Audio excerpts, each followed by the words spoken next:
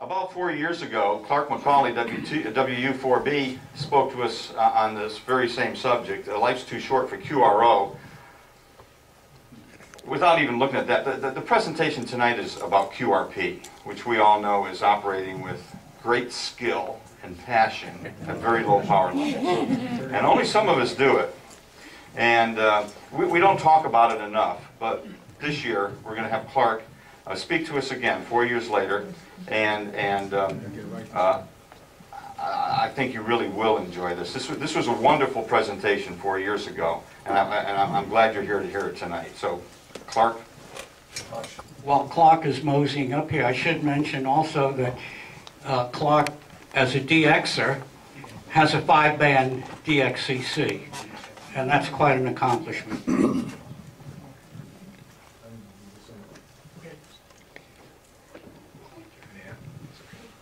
Clark, you want the lights turned down? Yes, please.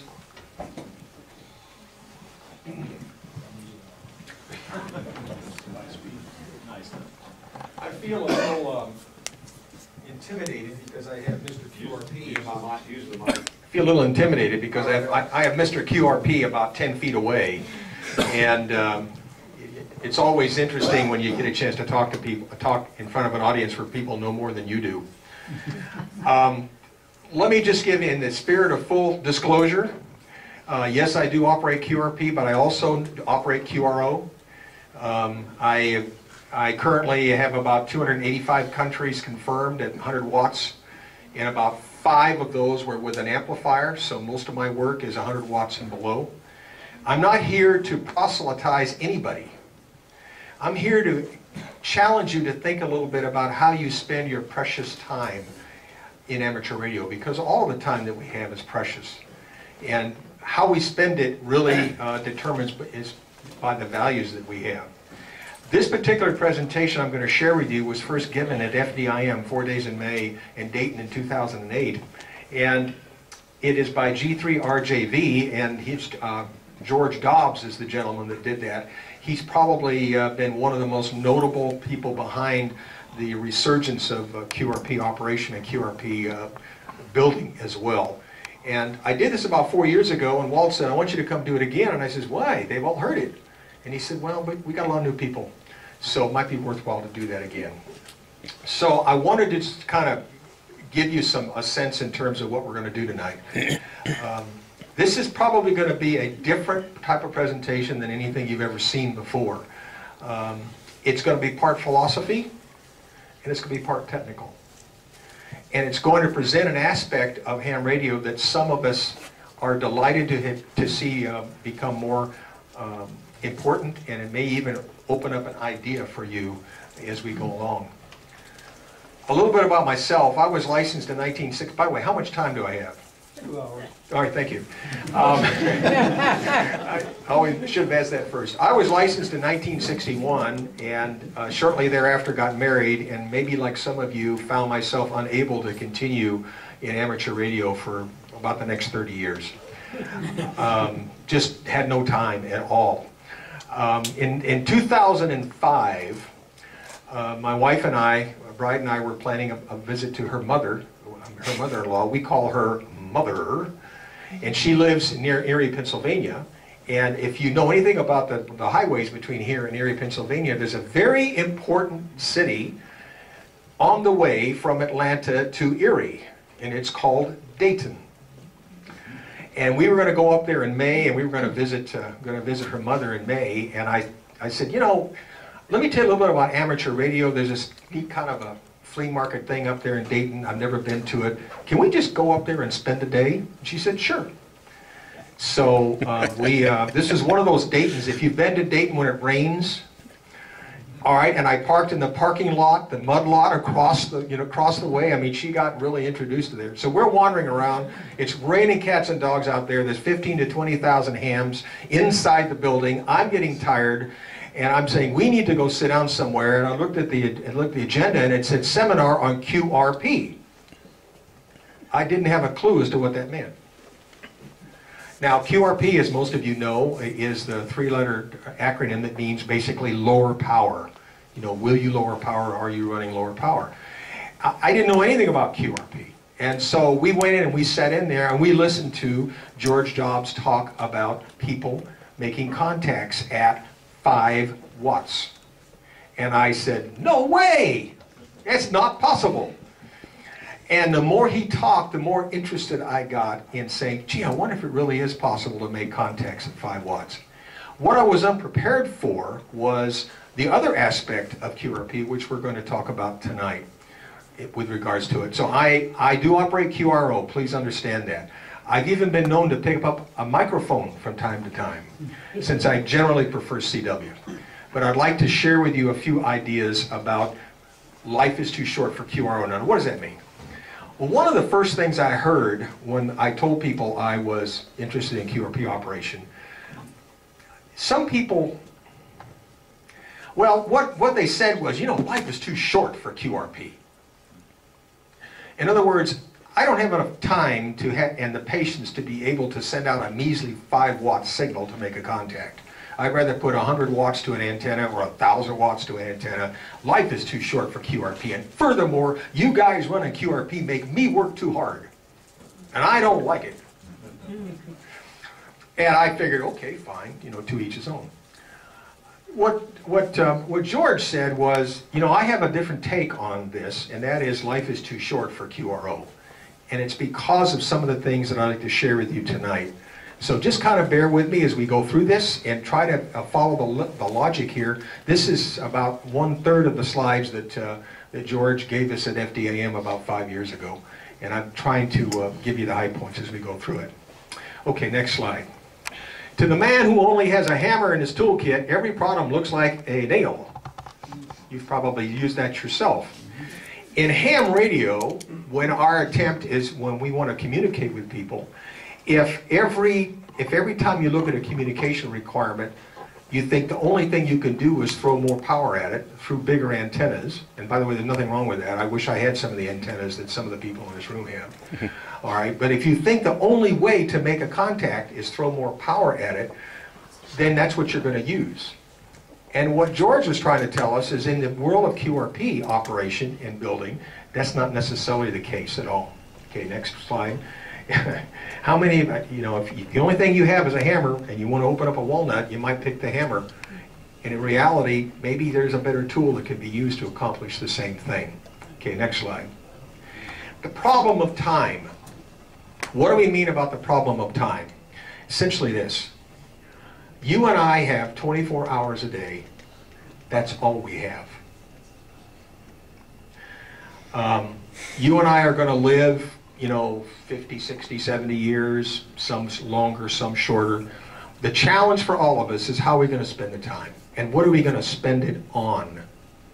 And what George was saying was, I think there's some things that we need to consider other than just seeing how much power we can put into an antenna and see if we can't possibly make as many contacts as we can. So the problem of time. Here's a poem by R.S. Thomas.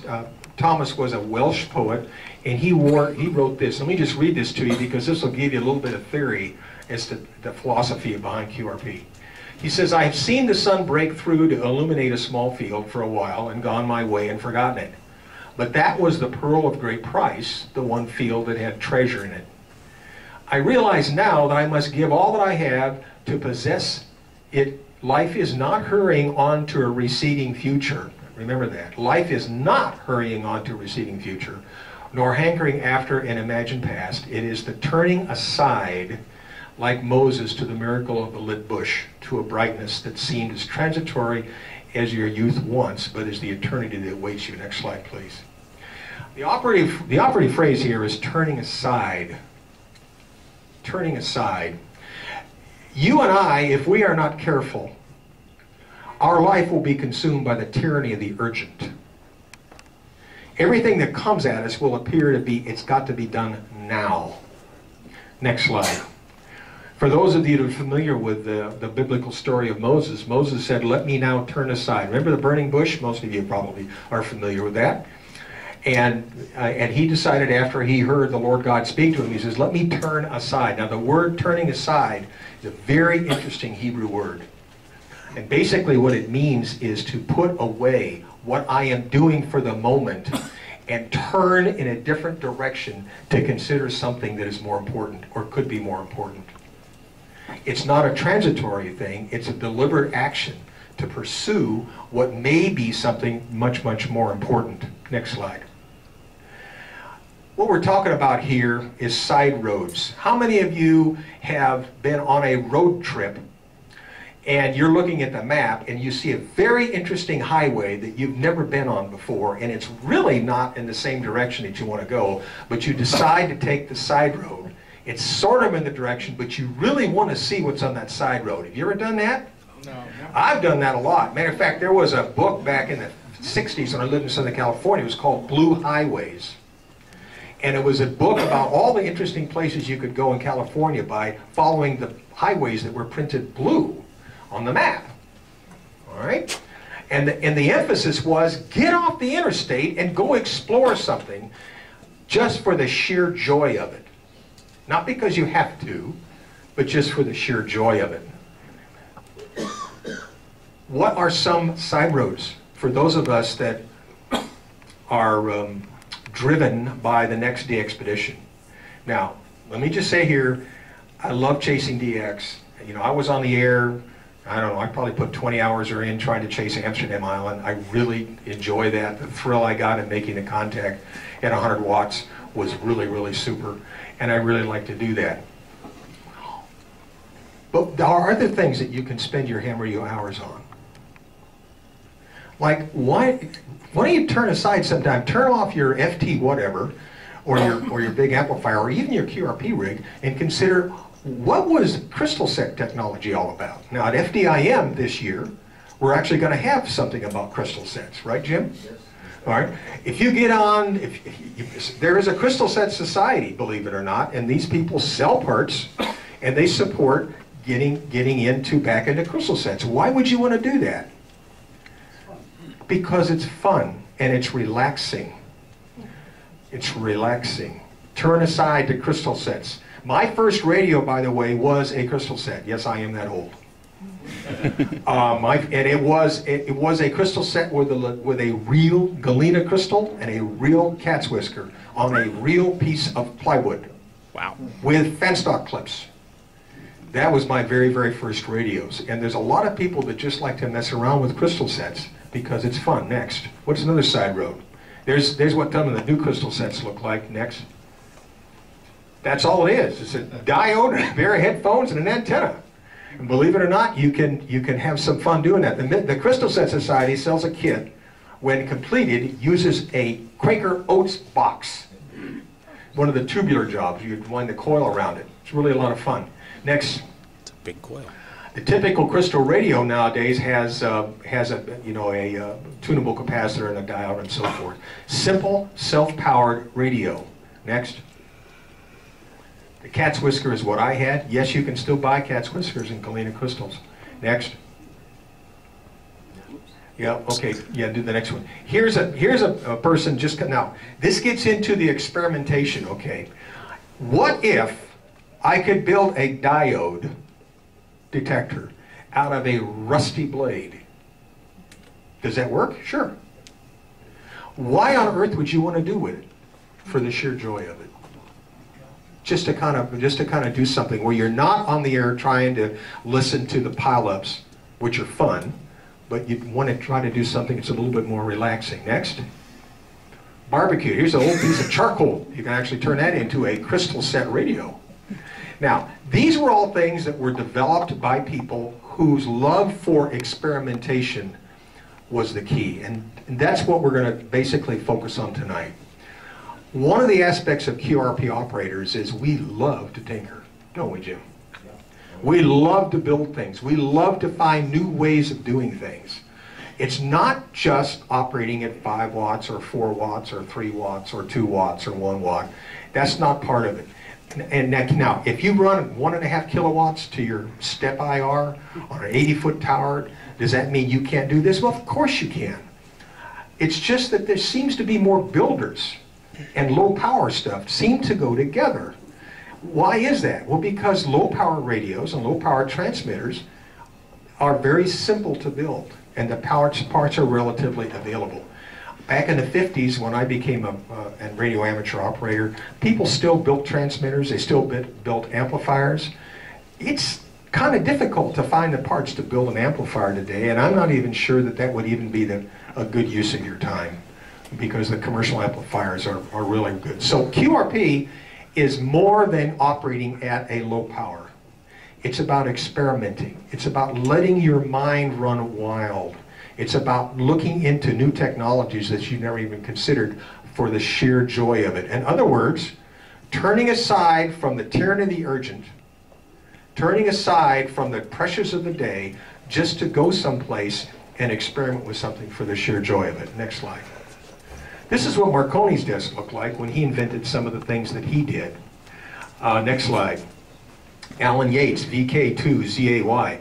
My workbench kind of looks like this at times, because I enjoy building, but I also enjoy experimenting, and I enjoy fixing things.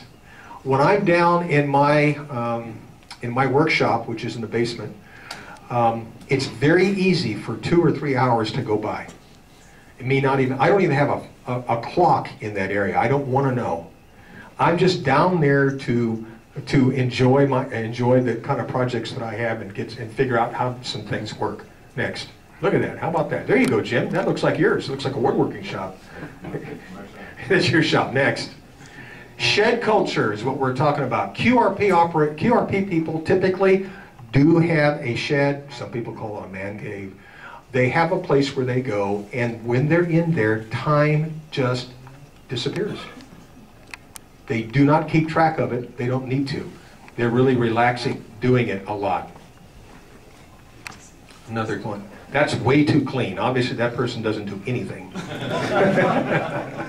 don't know who it is. Now, there have been, I could show you lots of circuits and lots of boxes about what QRP operators have put together. I just chose a couple of them to show you some of the ingenuity and creativity that came out of people just thinking. The guy that built this didn't copy it from anybody. He just thought, I wonder if. And what he did was, it was a simple little receiver, and you can see he used what is known as, well, not quite ugly construction. It's actually too neat. But you see the, I'll put this over here. I don't need my notes. You see this, the tuning thing. He said, geez, I wonder if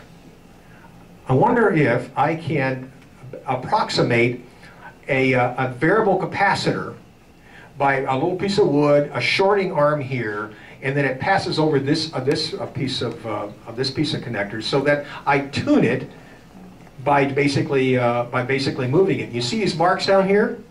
7.2, 7.1. That's his calibrated dial.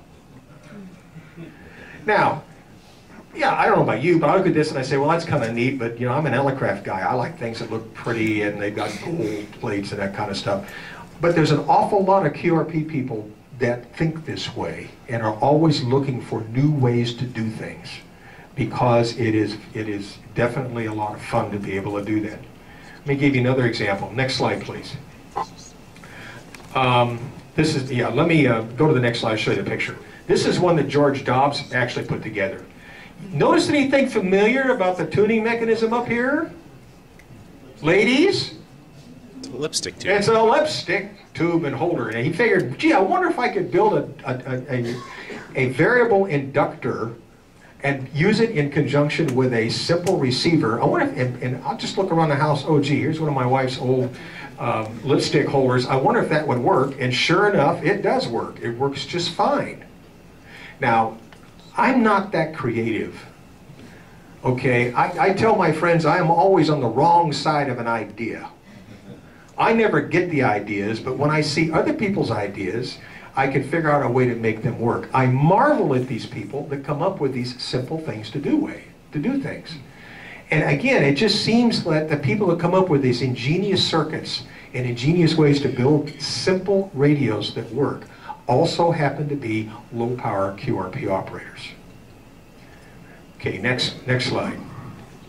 Yeah, do the next slide on top of it. I don't know if you can read this, you know, the old English, you know, all the S's look like F's, okay? So this isn't how fort is life, how foon comes death.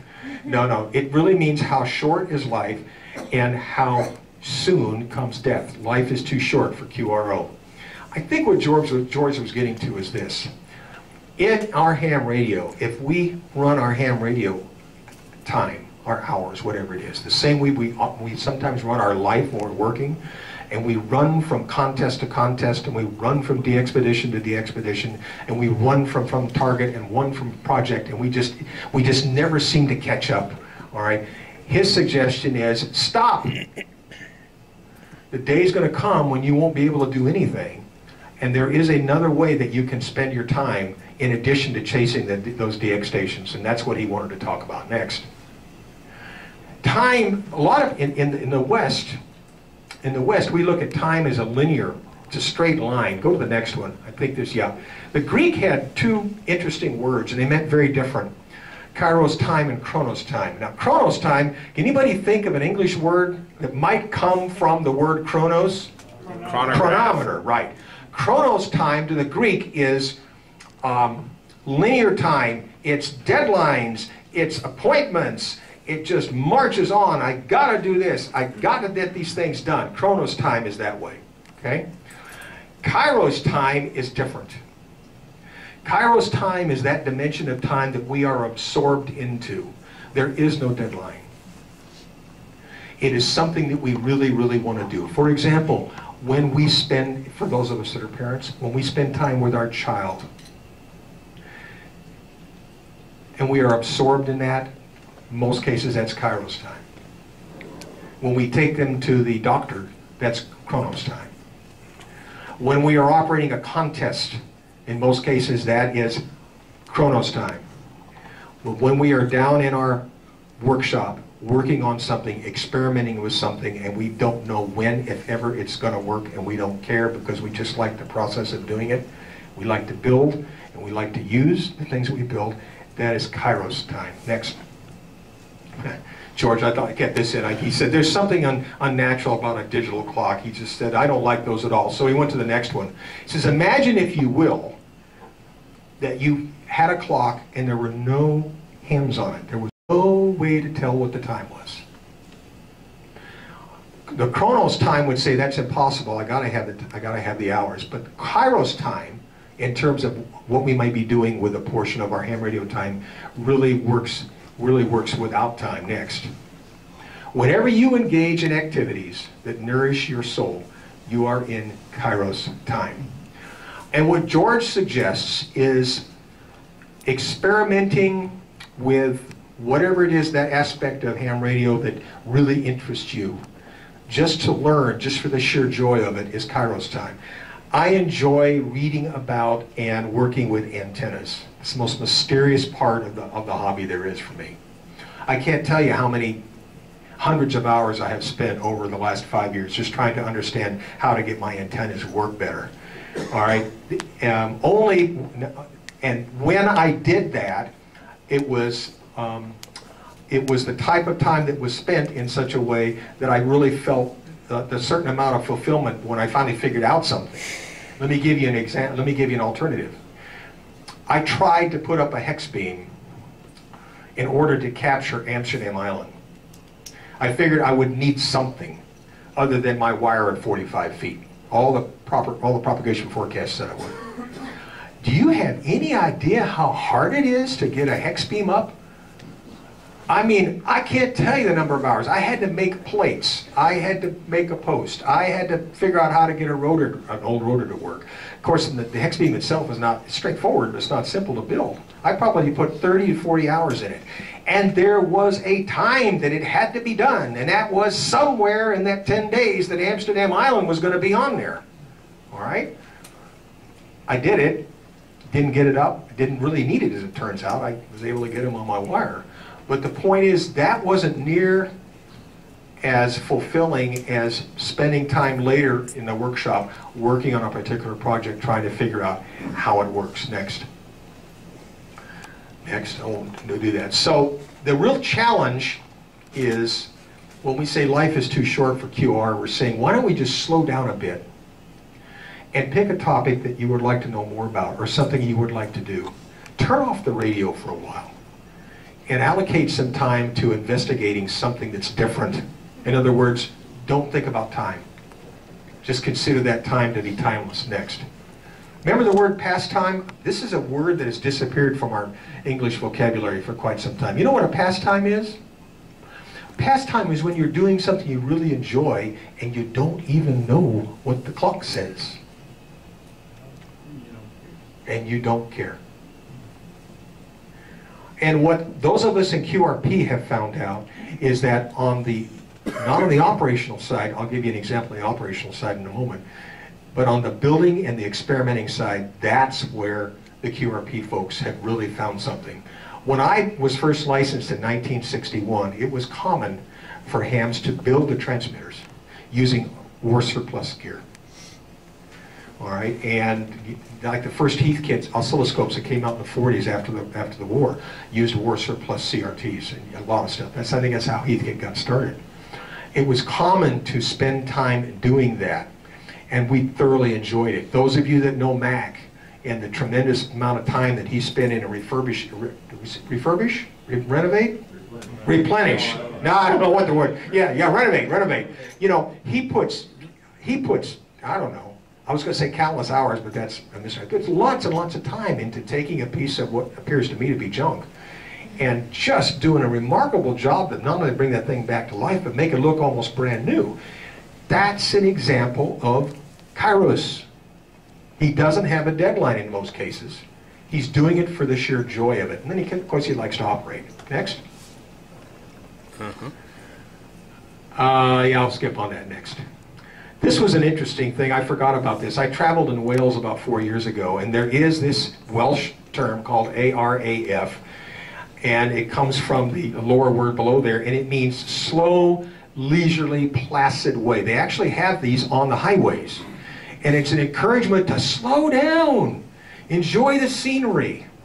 Just don't be focused on seeing how many miles you can burn up.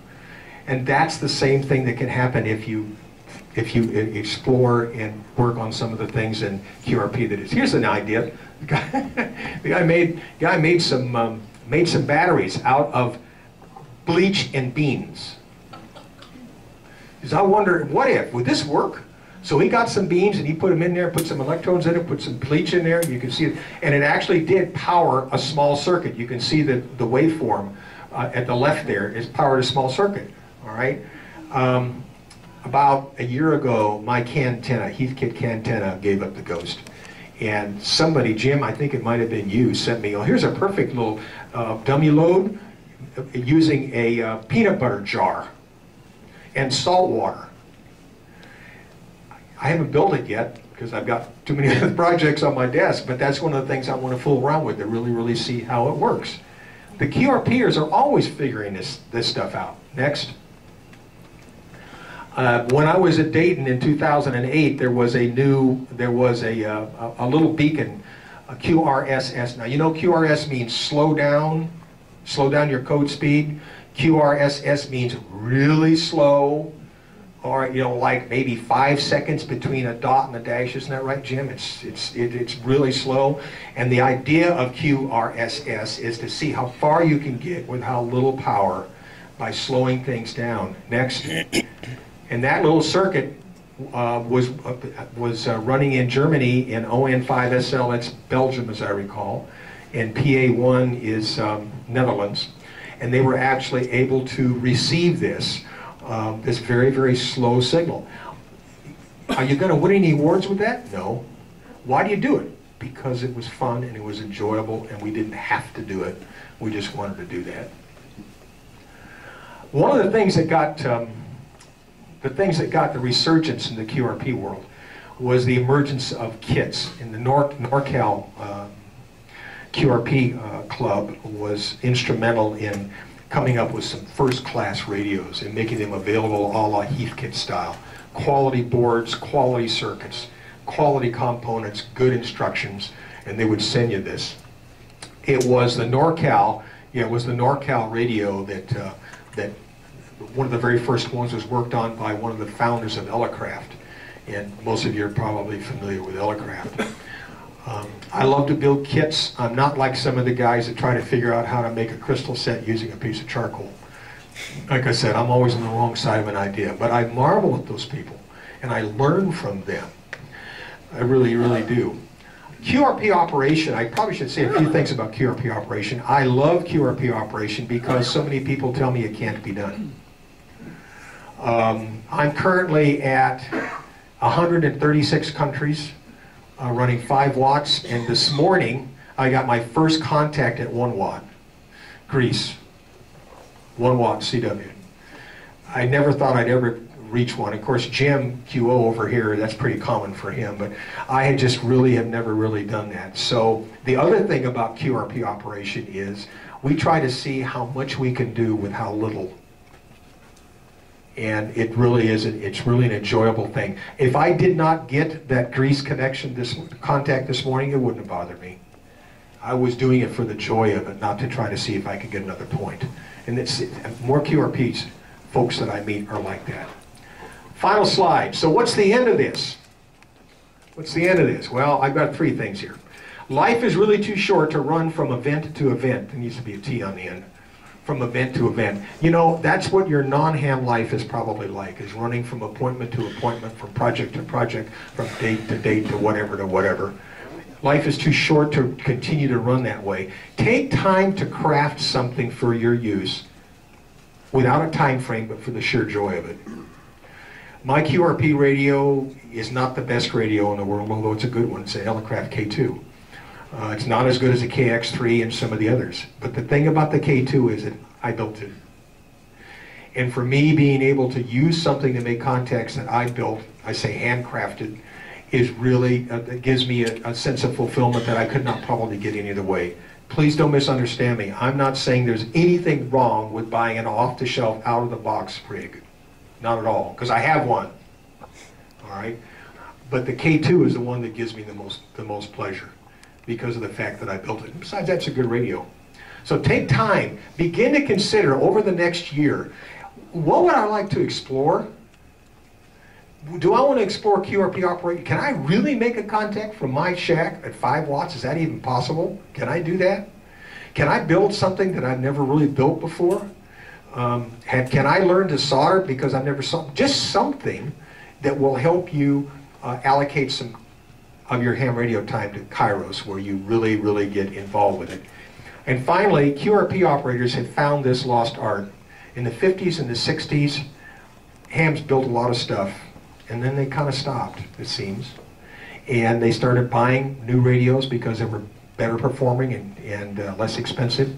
But QRP operators and QRP folks have rediscovered the sheer joy of experimenting and tinkering with circuits and tinkering with radios, and at the same time seeing if they can work the world with 5 watts. Let me tell you something.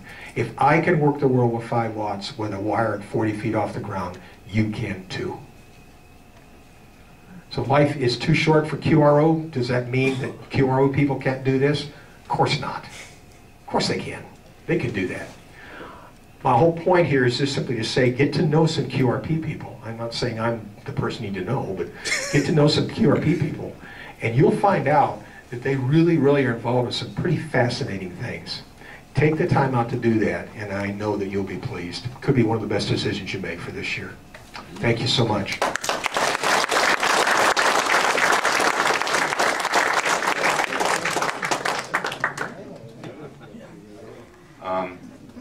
I just wanted to make one comment before I talk to Clark. Clark, don't sit down yet. A couple of times he mentioned Mr. QRP being 10 feet away or something like that. And the only reason I'm saying this is because there are a number of people in the room that are newcomers to the hobby who probably don't know who he was talking about, but it's Jim Stafford. Jim's the past president of ARC International, QRP ARCI, which is the international club.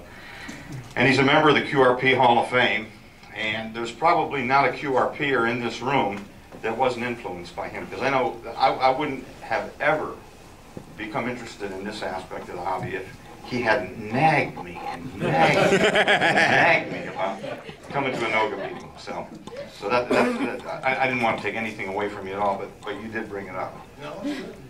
Every month when we have a speaker, the last thing we do is give him a copy of our famous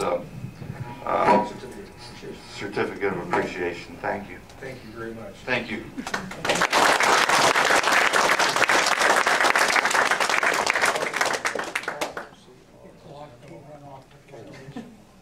Oh, I kind of like this. It is a $50 deposit. Oh, in that case, by all means. But it's QRP. Yeah. Not QRP, but I don't want it. Before we go into the drawing, a couple of things. I'll tell you a quick QRP story. A lot of people in this room know Bob Heil, correct? Bob Heil, many years ago when I met him at Dayton, had a music store in Marissa, Illinois. He wasn't the big audio guy in ham radio, and he had a table about the size of the one that Steve's using in the flea market at Dayton. By the way, there's a few things they say about the flea market in Dayton. If you can't find it at Dayton, it never existed. That's one. The other thing is, if it did, you probably can't afford it. Bob Heil had a table in the flea market, and he was selling a kit. It was a CB board with all the appropriate components to take it back to 10 meters where it belonged. So a number of us bought one. I bought one, built the kit, made the conversion, and was sitting in front of the post office near my office, and I had this radio in the car, and a Hustler CB whip that was cut down so it would be resonant in the middle of 10 meters. And I'm calling CQ, CQ, CQ. Nobody is answering me. I'm running a blazing 1.5 watts. Out of frustration, I yell into the mic, for Pete's sake, isn't there anybody out there? This guy comes back to me and he says, this is SM5CAK in Sweden. Will that do? I went back to him, I said, it'll do just fine. And when I told him what I was running, because QRP wasn't that popular then, he didn't believe me. And I had to mail him a photograph. He wouldn't send me a QSL card unless I sent him a picture of what I was running. So he's another one that got me interested in QRP. Do I run QRO? Yeah. Big time. Big time. Anyway,